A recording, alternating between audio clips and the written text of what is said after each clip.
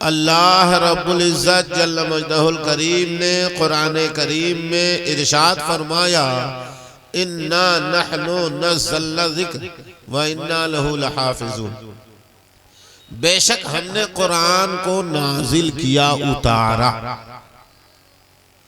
اور ضرور اس کی حفاظت کرنے والے ہم ہی ہیں۔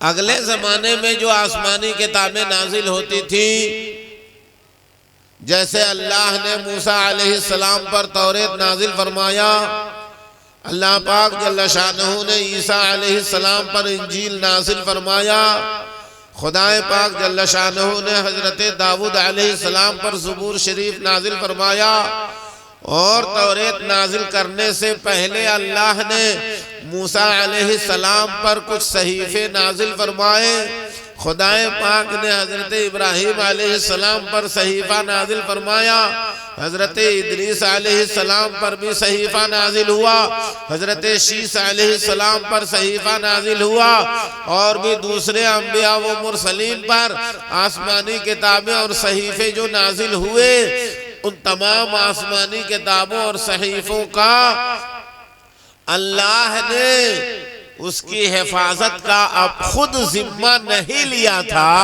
لیکن قرآن کریم چونکہ قیامت تک باقی رہنے والے عالمگیر دین کو پیش فرماتا ہے، اس لیے اللہ نے قرآن کی حفاظت کا ذمہ اپنے ذمہ کرم پر لیا کہ قرآن بھی باقی ہے، اور قرآن قیامت تک باقی رہے گا، اور قرآنی احکام باقی رہیں گے، اور شریعت کا قانون باقی رہے گا، اور یہ عالمگیر دین کو جو قرآن نے پیش کیا صبح قیامت تک اس کو کوئی مٹانے والا پیدا نہیں ہوگا۔ اور قرآن میں وہ تمام خوبیاں ہیں، وہ تمام کمالات ہیں، وہ تمام فضائل ہیں، وہ تمام درجات ہیں، وہ تمام اجر و ثواب ہیں جو دوسرے آسمانی کتابوں میں موجود ہیں۔ ہم جن آسمانی کتابوں کا ذکر کرتے ہیں، اللہ نے آسمان سے توریت جو نازل فرمایا موسیٰ علیہ السلام پر، وہ سب حق ہے، اس میں باطل کی ملاوٹ نہیں۔ یہودیوں نے اگر گھٹایا بڑھایا تو ان کا گھٹانا بڑھانا تو غلط ہے، لیکن خدا نے جو توریت نازل فرمایا حضرت موسیٰ علیہ السلام پر وہ حق ہے۔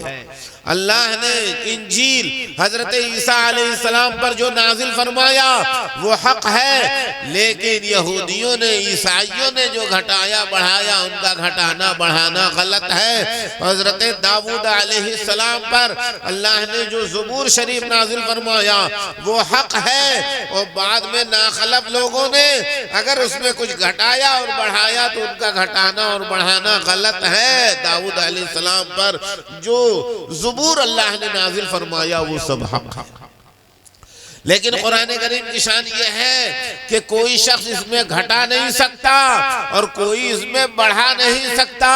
جو گھٹانے بڑھانے کا ارادہ کرے گا وہ مذہب اسلام سے خارج ہو جائے گا اور وہ کافر قرار دیا جائے گا۔ اسلام اور مسلمانوں میں اس کے لیے کوئی جگہ ہی نہیں رہے گی۔ وہ کیا گھٹا سکتا ہے؟ وہ کیا گھٹا سکتا ہے؟ قرآن کی تعریف کی گئی، القرآن اسم للنظم والمعنی، قرآن نظم اور معنی کے مجموعے کا نام ہے۔ والمنقول عنہ نقلا متواترا بلا شبہتین، اور یہ قرآن حضور صلی اللہ علیہ وسلم سے تواتر اور مسلسل لگاتار پے در پے نقل ہو کر کے ہم تک پہنچا، اور جس کے تواتر میں قطعاً کوئی شبہ نہیں۔ المکتوب فی المصاحف، اور مصحف شریف میں وہی لکھا ہوا ہے، المنزل علی الرسول، اور وہی حضور پر نازل ہوا۔ تو قرآن نام ہے نظم اور معنی کا جو حضور پر نازل ہوا اور حضور سے متواتر طور پر منقول ہوا اور مکتوب شریف میں اور مصحف شریف میں وہی منقول ہے اور مکتوب ہے اور لکھا ہوا ہے اور اس میں کوئی شبہ کی بات نہیں۔ ما بین الدفتین، دو دفتیوں کے بیچ میں جو آج قرآن ہمارے سامنے موجود ہے بعینہ ہی یہ وہی قرآن ہے جو حضور پر نازل ہوا۔ اور اس قرآن میں وہ سارے علوم موجود ہیں۔ میرے آقا نے فرمایا ارسلتو الی الخلق کافہ، میں تمام مخلوق خداوندی کی طرف رسول بنا کر بھیجا گیا۔ وَإِلَىٰ كُلِّ أَحْمَرَ وَأَسْوَدَ، اور ہر سرخ و سیاہ کی طرف میں رسول بنا کر بھیجا گیا۔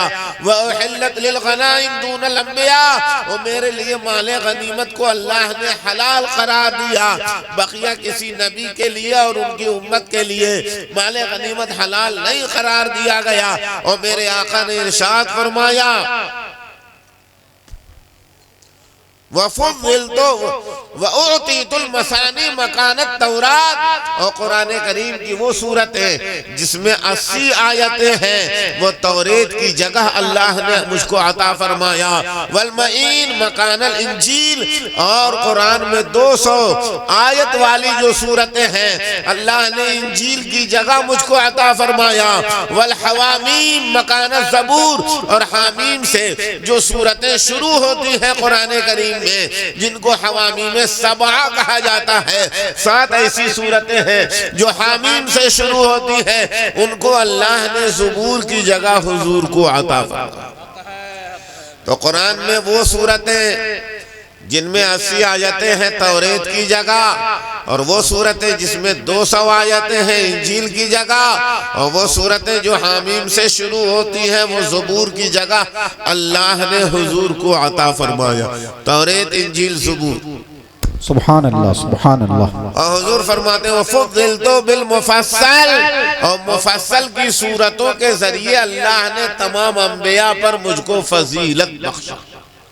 اب یہ الگ بات ہے کہ مفصل میں طوال مفصل ہے، اوساط مفصل ہے اور قصار مفصل ہے۔ آپ صرف اتنا سمجھیے کہ سورہ حجرات سے لے کے اور سورہ ناس تک کی صورتوں کو مفصل کہا جاتا ہے، چاہے طوال مفصل ہو، چاہے اوساط مفصل ہو، چاہے قصار مفصل ہو۔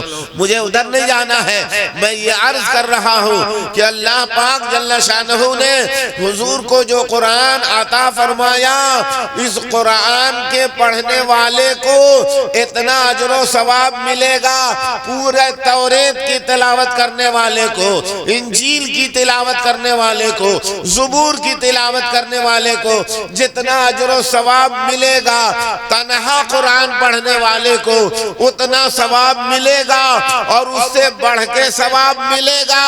اور جس طرح اجر و ثواب کے اعتبار سے قرآن تمام کتابوں میں سب سے افضل ہے، علماء فرماتے ہیں علوم و معارف کے اعتبار سے بھی قرآن تمام کتابوں میں سب سے افضل ہے۔ جتنے علوم توریت میں، جتنے علوم انجیل میں، جتنے علوم زبور میں، اور جتنے علوم تمام آسمانی کتب میں اور صحیفوں میں ہیں، اللہ نے وہ سارے علوم قرآن میں اکٹھا اور جمع کر دیا۔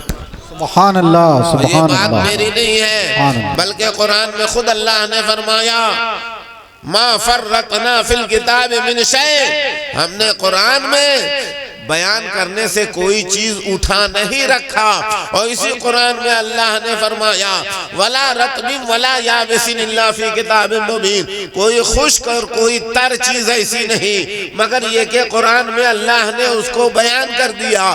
اور اسی قرآن میں اللہ نے فرمایا تفصیلا کل شے، ہر شے کا تفصیلی بیان قرآن میں ہے۔ اور اسی قرآن میں اللہ نے فرمایا تبیانا لکل شے، ہر شے کا روشن بیان بیان اسی قرآن میں ہے۔ اور اللہ نے ارشاد فرمایا وَكُلُّ صَغِيرٍ وَكَبِيرٍ مُسْتَطَرٍ، ہر چھوٹی بڑی چیز اس قرآن میں لکھ دی گئی ہے۔ اور اسی قرآن میں اللہ نے فرمایا کہ هَذَا كِتَابُنَا يَنطِقُ عَلَيْكُمْ بِالْحَقِّ، ہماری یہ کتاب تم پر حق بات بیان کرتی ہے۔ اور اسی قرآن میں اللہ نے فرمایا لا يَأْتِيهِ الْبَاطِلُ مِن بَيْنِ يَدَيْهِ وَلَا مِنْ خَلْفِهِ، باطل اس کے سامنے سے بھی نہیں آ سکتا اور باطل اس کے پیچھے سے بھی نہیں آ سکتا۔ تنزیل من حکیم حمید، سراہے گئے پروردگار اور حکمت والے رب کی طرف سے نازل کیا ہوا یہ قرآن ہے۔ اور اسی قرآن میں اللہ نے فرمایا ماشاءاللہ وَتَمَّتْ كَلِمَتُ رَبِّكَ صِدْقًا وَعَدْلًا، تمہارے رب کا کلام سچائی اور انصاف میں بھرپور ہے۔ اور اسی قرآن میں اللہ نے فرمایا وَمَنْ أَصْدَقُ مِنَ اللَّهِ حَدِيثًا، خدا سے زیادہ سچی بات کس کی۔ اور اسی قرآن میں اللہ نے کہا وَمَنْ أَصْدَقُ مِنَ اللَّهِ قِيلًا، خدا سے زیادہ سچا قول کس کا۔ اور اسی قرآن میں اللہ نے فرمایا إِنَّ اللَّهَ لَا يُخْلِفُ الْمِيعَادَ، اللہ اپنے وعدے کی خلاف ورزی نہیں فرماتا۔ اور جب یہ قرآن سچائی اور انصاف میں بھرپور ہے اور اللہ اپنے وعدے کی خلاف ورزی نہیں فرماتا اور خدا سے زیادہ سچی بات کسی کی نہیں، ذَلِكَ الْكِتَابُ لَا رَيْبَ فِيهِ، تو یہ وہ قرآن ہے جس میں شک اور شبہ کی قطعاً گنجائش نہیں۔ اور بے شک حق حق، واہ واہ واہ، نعرہ تکبیر، نعرہ رسالت، حضرت امام حسین کانفرنس مسلک اعلیٰ حضرت۔ ہم اور آپ قرآن پڑھیں تب نا، ہم تو قرآن پڑھتے ہی نہیں۔ ہم کو اخبار پڑھنے کی فرصت ہے، ہم کو ناول پڑھنے کی فرصت ہے، ہم کو میگزین پڑھنے کی فرصت ہے، ہم کو دوسری کتابیں پڑھنے کی فرصت ہے، ہم کو ہوٹلوں میں اور چائے خانے میں گپاشی کی فرصت ہے، ہم کو کچہریوں کا چکر لگانے کے لیے فرصت ہے، ہم کو کمنٹری دیکھنے کے لیے فرصت ہے، ہم کو موبائل پر ٹائم پاس کرنے کے لیے فرصت ہے، ہم کو دوسروں سے غلط باتیں کرنے کے لیے فرصت ہے، ہم کو ناچ باجے گاجے کے لیے فرصت ہے۔ ہم مسلمان ہیں اور قرآن پر ایمان رکھتے ہیں اور قرآن کی تلاوت کے لیے ہمارے پاس ٹائم نہیں ہے، فرصت نہیں ہے۔ یہ کتنے دکھ کی بات ہے۔ قرآن پڑھنے، جب آدمی قرآن پڑھتا ہے نا، جتنی دیر وہ قرآن پڑھتا ہے اتنی دیر وہ خدا سے ہم کلامی کا شرف پاتا ہے۔ سبحان اللہ سبحان اللہ، کتنی بڑی بات، سبحان اللہ سبحان اللہ۔ جتنی دیر آدمی قرآن پڑھتا ہے اتنی دیر وہ خدا سے ہم کلامی کا شرف پاتا ہے۔ اور میرے آقا نے فرمایا کہ قرآن پڑھا کرو، کیونکہ قرآن کی تلاوت سے دلوں کا زنگ اور میل ایسے ہی دور ہوتا ہے جیسے لوہے کو آگ کی بھٹی میں ڈالنے سے لوہے کا زنگ اور میل دور ہو جاتا ہے۔ اور جانتے ہیں ایک صحابی رسول ہے قرآن کی تلاوت کر رہے ہیں، قرآن شریف کی تلاوت کر رہے ہیں، اچانک ان کا گھوڑا اچھلنے لگا، کودنے لگا، دو پاؤں پر کھڑا ہو گیا۔ عرب میں جب گھوڑا دو پاؤں پر کھڑا ہو جاتا تو بولتے گھوڑا الف ہو گیا، الف کھڑا لکھا جاتا ہے نا۔ تو صحابی رسول نے قرآن کی تلاوت کو روک دیا، گھوڑا رک گیا۔ پھر انہوں نے قرآن شریف پڑھنا شروع کیا، پھر گھوڑا اچھلنے کودنے لگا، پھر انہوں نے قرآن شریف کی تلاوت روک دیا، پھر گھوڑا رک گیا، پھر انہوں نے قرآن پڑھنا شروع کیا، پھر گھوڑا اچھلنے کودنے لگا، پھر انہوں نے قرآن شریف کی تلاوت روک دیا، پھر گھوڑا رک گیا۔ آخری بات سن لیجیے، قرآن شریف کی تلاوت کو روک کر کے حضور کی بارگاہ میں وہ صحابی جانے لگے، لیکن جب آگے بڑھے تو انہوں نے دیکھا کہ ان کے سر پر صاف شفاف سفید روشن بادل کا ٹکڑا ہے جس سے انوار چھن چھن کے آ رہے ہیں، اور گویا وہ اس انوار میں غسل کر رہے ہیں، نہا رہے ہیں، سیراب ہو گئے حضور کی بارگاہ اور عرض کیا یا رسول اللہ، میرا بچہ بغل میں سو رہا تھا اور گھوڑا بندھا ہوا تھا اور میں قرآن پڑھنے لگا، گھوڑا اچھلنے لگا تو میں ڈر گیا کہیں گھوڑا میرے بچے کو کچل نہ دے، پھر میں روک دیا قرآن شریف کی تلاوت کو، 3 بار ایسا ہی ہوا۔ ماشاءاللہ نعرہ تکبیر، اللہ اکبر، نعرہ رسالت، یا رسول اللہ، شاعر اسلام جناب عظمت رضا بھاگلپوری، زندہ باد، زندہ حضرت باد، امام حسین کانفرنس، زندہ باد، شاعر اعظم ہندوستان جناب عظمت رضا بھاگلپوری، زندہ باد، جشن دستار بندی زندہ باد۔ حضرت علامہ افضل حسین صاحب اللہ نوری، ماشاءاللہ۔ درود شریف پڑھیں، اللہم صلی علی سیدنا مولانا محمد وعلی آلہ وصحبہ مبارک وسلم، صلو علیہ صلاۃ و سلام علیک یا رسول اللہ صلی اللہ تعالی علیہ وسلم۔ تو میں عرض یہ کر رہا تھا کہ صحابی رسول گئے حضور کی بارگاہ میں اور عرض کیا، یا رسول اللہ آج عجیب واقعہ پیش آیا۔ میں جب قرآن شریف پڑھ رہا تھا تو گھوڑا میرا اچھل کود رہا تھا۔ میں نے سوچا کہ کہیں ایسا نہ ہو کہ میرا بچہ بغل میں سو رہا ہے، گھوڑا کچل دے، پاؤں سے روند ڈالے، تو ہم نے قرآن شریف کی تلاوت روک دیا۔ جب گھوڑا رک گیا تو میں نے پھر قرآن شریف پڑھنا شروع کیا، پھر گھوڑا اچھلنے لگا، پھر ہم نے قرآن کریم کی تلاوت کو موقوف کیا، پھر گھوڑا رک گیا، پھر ہم نے قرآن شریف کی تلاوت شروع کی۔ 3 بار ایسا ہوا۔ جب میں قرآن شریف کی تلاوت کرتا تھا گھوڑا میرا اچھلنے کودنے لگتا تھا، اور جب میں قرآن شریف کی تلاوت کو روک دیتا تھا گھوڑا رک جاتا تھا۔ میں ڈرتا تھا کہ میرا بچہ بغل میں سو رہا ہے، کہیں ایسا نہ ہو کہ گھوڑا اس کو اپنے پاؤں سے روند ڈالے۔ لیکن جب میں قرآن شریف کی تلاوت روک کے آپ کی بارگاہ میں آنے کا ارادہ کیا تو میں نے آسمان کی طرف سر اٹھایا، دیکھا کہ بادل کا سفید روشن صاف شفاف ٹکڑا گویا ہمارے سروں پر ہے، اور اس انوار چھن چھن کے آ رہے ہیں اور میں اس میں نہا رہا ہوں۔ تو حضور نے ارشاد فرمایا، توجہ کے ساتھ سنیے، سرکار نے ارشاد فرمایا تم جب قرآن شریف کی تلاوت کر رہے تھے تو آسمان سے ملائکہ اور فرشتے تمہاری تلاوت سننے کے لیے آئے تھے، اور وہ جو صاف شفاف بادل کا روشن ٹکڑا تم نے دیکھا وہ سکینہ تھا جو تمہارے قلب پر نازل ہو رہا تھا، اور تم انوار الہی سے سیراب ہو رہے تھے۔ میرے آقا نے دوسری جگہ ارشاد فرمایا، اپنے منہ کو صاف رکھا کرو، تمہارے منہ قرآن کریم کے گزرگاہ اور راستے ہیں۔ جب مومن نماز کی حالت میں قرآن شریف کی تلاوت کرتا ہے تو ملائکہ اور فرشتے اس مسلمان کے منہ پر اپنا منہ رکھ دیتے ہیں، اور قرآن کی تلاوت کی آواز اس مسلمان کے منہ سے نکلتی ہے اور ملائکہ اور فرشتوں کے منہ میں داخل ہو جاتی ہے۔ آپ سوچئے قرآن کریم کی عظمت، مجھ جیسا کامل آدمی کیا بیان کر سکتا ہے؟ میرے آقا نے ارشاد فرمایا، رب فرماتا ہے قرآن کی عظمت باقی تمام کتابوں پر ایسے ہی ہے، خدا فرما رہا ہے جیسے میری عظمت میرے مخلوق پر ہے۔ آپ سوچئے، لیکن ہم قرآن کہاں پڑھتے ہیں جانتے ہیں؟ آج لوگ حافظ قرآن کو عظمت کی نظر سے نہیں دیکھتے، عالم دین کو عظمت کی نظر سے نہیں دیکھتے، لیکن میں آپ سے کہوں گا بس ایک واقعہ سن لیجیے آپ۔ سیدنا امام جلال الدین سیوطی رحمت اللہ تعالی علیہ، میں اس عالم کی بات کر رہا ہوں جنہوں نے بیداری کے حالت میں جگتے ہوئے حضور کی زیارت کی ہے، 1-2 مرتبہ نہیں، 70 مرتبہ یا 72 مرتبہ حضور کو انہوں نے ایسے دیکھا جیسے ہم آپ کو دیکھ رہے ہیں۔ سبحان اللہ، سبحان اللہ، آپ میں نہیں، بیداری میں اس عالم کا تذکرہ کر رہا ہوں۔ تو سیدنا امام جلال الدین سیوطی رحمت اللہ علیہ کی خدمت میں ایک شخص آیا، وہ قبر کھودتا تھا جس کو گورکن کہا جائے، اور کفن بھی چراتا تھا۔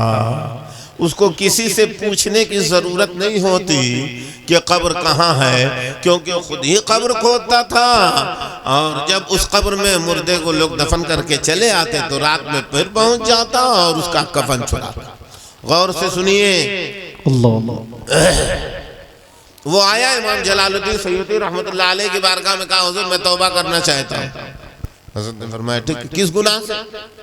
کہا کہ حضور میں نے 1000 قبریں کھودی ہیں، اور ہر قبر کے مردے سے کفن نکال کے ہم نے دکاندار سے بیچ دیا ہے، لیکن 980 مردوں کا چہرہ قبر سے پھرا ہوا تھا، صرف 20 مردوں کا چہرہ قبلہ کی طرف تھا۔ اللہ یا اللہ، میں نے ان مردوں کے گناہ اور غلطیوں کا پتہ لگایا تو معلوم ہوا کہ یہ علماء دین اور علماء ربانیین اور علماء اہل سنت کے خلاف اپنی زبان کو بدگوئی سے آلودہ کرتے تھے، جس کی سزا میں اللہ نے ان کا چہرہ قبلے سے پھیر دیا ہے۔ تو میں خوف کھا کر کے آیا ہوں آپ کی بارگاہ میں سچی توبہ کرنے کے لیے، اور اگر ہماری زبان سے بھی جاننے میں یا انجانے پن میں کسی عالم دین کے خلاف کوئی بدگوئی کا جملہ نکلا ہو تو اللہ تعالیٰ معاف فرمائے، اور آپ بتائیے کہ میں اور کون سی تدبیر کروں کہ یہ گناہ معاف ہو۔ سوچئے آج ہم لوگوں کا حال یہ ہے کہ پاجامہ باندھنے کی تمیز نہیں ہے، اور علماء کو ایسی بات کہتے ہیں مت پوچھیں، تو آپ اپنی آخرت بگاڑ رہے ہیں۔ بیٹا اگر باپ کی تعظیم نہ کرے تو باپ کا کچھ نہیں بگاڑے گا، اپنی بگاڑ رہا۔ کیوں حضرت؟ عام مسلمان اگر علماء کی تعظیم نہ کریں تو ان کا کچھ نہیں بگاڑیں گے، وہ تو اپنا بگاڑ رہے ہیں۔ اور آج حافظ قرآن کو بھی لوگ عظمت کی نظر سے نہیں دیکھتے، لیکن میں کہوں گا جب حافظ قرآن کو قبر میں رکھا جاتا ہے تو جانتے ہیں قرآن اس کے سینے سے فانوس اور روشن چراغ کی شکل میں نکلتا اور سیدھے عرش تک پہنچتا، اور اللہ کے حضور میں قرآن کہتا ہے یا اللہ تو اس کو بخش دے۔ رب فرماتا ہے وہ گنہگار تھا، قرآن کہتا ہے اگرچہ گنہگار تھا، کیا تو اس حافظ پر اپنا عذاب نازل کرے گا جس کے سینوں میں برسوں میں رہ چکا ہو؟ قرآن خدا کی بارگاہ میں حافظ قرآن کے لیے شفاعت کرتا رہتا ہے، اور حضور نے فرمایا قرآن سے بڑھ کے خدا کی بارگاہ میں کوئی شفیع نہیں، یہاں تک کہ بالآخر وہ حافظ قرآن بخشا جاتا ہے، اور قرآن جنت میں خدا کے حکم سے پہنچتا ہے، اور جنتی بستر، اور جنتی ساز و سامان، اور جنتی پھول، یاسمین اور نسترن کا لفظ آیا، اور وہ لے کر کے حافظ قرآن کے قبر میں پہنچتا ہے، اور قرآن کہتا ہے تو گھبرا تو نہیں گیا تھا، میں تیرے ہی آرام کے لیے اللہ کی بارگاہ میں پہنچا تھا، اور تیری شفاعت کر کے اور جنت سے تیرے لیے بستر اور سامان لے کے آ رہا ہوں۔ ڈی ایم بنانے والے، ایس پی بنانے والے، ڈی ایس پی بنانے والے، ڈی جی اور آئی جی اور ڈی جی بنانے والے، اور گورنر بنانے والے، اور آئی ایس افسر بنانے والے، اور بی پی ایس سی کی تیاری کرنے والے، اور ایل ایل بی کرانے والے، بیرسٹر بنانے والے، میں کہوں گا آپ دنیاوی تعلیم جہاں تک شریعت منع نہیں کرتی آپ حاصل کریں، لیکن ان کی یہ فضیلت نہیں، یہ فضیلت حافظ قرآن کی۔ جی 10 روپیہ مدرسے میں دینے میں لوگوں کو دقت ہوتی ہے۔ حضرت ایک واقعہ سن لیجئے، مقاصد الصالحین، امام غزالی رضی اللہ تعالیٰ عنہ نے ایک کتاب لکھا جس کا نام رکھا منہاج العابدی۔ تصوف میں امام غزالی کی آخری کتاب مانی جاتی ہے، اور اس کا پرانی اردو میں ترجمہ ہوا تھا جس کا نام رکھا گیا مقاصد الصالحین۔ اس میں ایک واقعہ ہم نے بہت پہلے پڑھا تھا کہ ایک بادشاہ تھا، وہ گرمی کے زمانے میں رات کے حصے میں ہوا خوری کے ارادے سے نکلا، اور اس کے جتنے غلام اور نوکر تھے اپنے سروں پر قندیلیں روشن کیے ہوئے قطار در قطار گزر رہے تھے۔ حدیث شریف کا پڑھنے والا ایک طالب علم وہ حدیث یاد کر رہا تھا، اس کے چراغ کا تیل ختم ہو گیا، اسے بڑی فکر تھی کہ یا اللہ اب تو چراغ میں روشنی ہی نہیں ہے، ہم کیسے یاد کریں، اور کل صبح مدرسہ جائیں گے تو استاذ کے سامنے اور ساتھیوں کے سامنے بڑی شرمندگی ہوگی اور ہم کو سزا بھی ملے گی۔ یہی سوچ رہا تھا کہ اس بادشاہ کا لشکر اور اس کی سواری گزری اور اس کے غلام اور نوکر چاکر اپنے اپنے سروں پر روشن قندیلیں لیے ہوئے جا رہے تھے۔ بادشاہ ہوا خوری کے ارادے سے رات کے حصے میں نکلا تھا، اسی بادشاہ کے چراغ کی روشنی سے وہ لڑکا، وہ مدرسے کا طالب علم ایک حدیث یاد کر لیا، اپنے زمانے کا بڑا عالم بنا، اور پھر اس کے بعد سے اس نے وہ حدیث حضور کی لوگوں تک پہنچائی، اور مسلمانوں نے اس حدیث پر عمل کیا اور لوگ بخشے گئے۔ کہ جب بادشاہ مرا تو اللہ نے ارشاد فرمایا اگرچہ تو گنہگار تھا، خطاکار تھا، مجرم تھا، پاپی تھا، لیکن تیرے خزانے کے روشنی سے میرے رسول کی ایک حدیث یاد کی گئی ہے، تیرے خزانے کا اتنا سرمایہ کام آ گیا کہ اس کی روشنی سے رسول کی حدیث یاد کی گئی ہے، اور وہ حدیث پوری دنیا میں پھیلائی گئی اور لوگ اس حدیث پر عمل کر کے بخشے گئے، جہاں ہم نے اسی وجہ سے تیری مغفرت اور بخشش کی۔ سبحان اللہ، نعرہ تکبیر، نعرہ رسالت، حضرت امام حسین کانفرنس، واہ واہ واہ، ماشاءاللہ۔ طلبہ کے لیے جو قرآن پڑھتے ہیں ان کے لیے اگر آپ کچھ دیں گے چندہ تو یہ آخرت میں آپ کے لیے بخشش کا سامان ہوگا اور نجات کا ذریعہ ہوگا۔